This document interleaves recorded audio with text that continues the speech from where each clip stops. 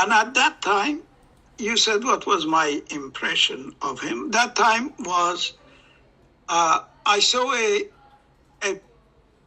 political military leader who has reached a realistic assessment of the strategy that he has been pursuing ever since 1984.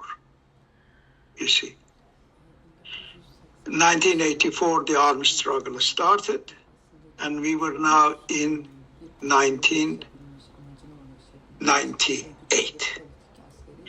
And the assessment was that this is not working.